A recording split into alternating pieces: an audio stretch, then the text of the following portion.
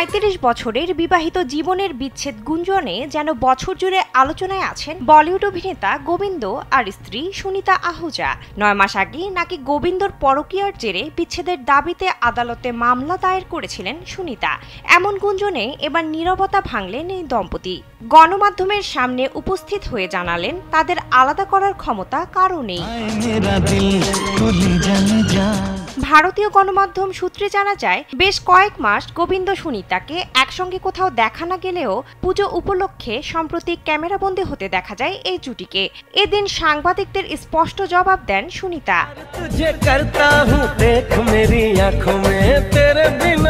Sandalina so, রূপচর্চায় আভিজাত্য।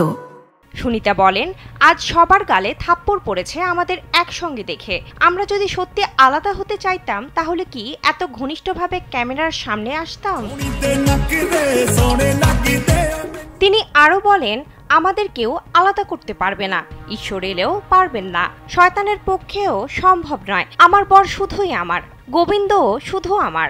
যতক্ষণ না আমি মুখ খুলছি কেউ কিছু বিশ্বাস করবেন না।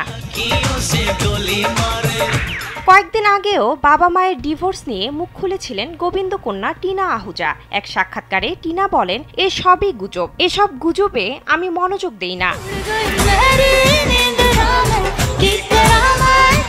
১৯৮৭ সালে বিয়ে করেন গোবিন্দ সুনিতা। সংসারে টিনা ও যশবর্ধন নামের 2 সন্তান রয়েছে এই দম্পতির। বিনোদন ডেস্ক, কালবেলা।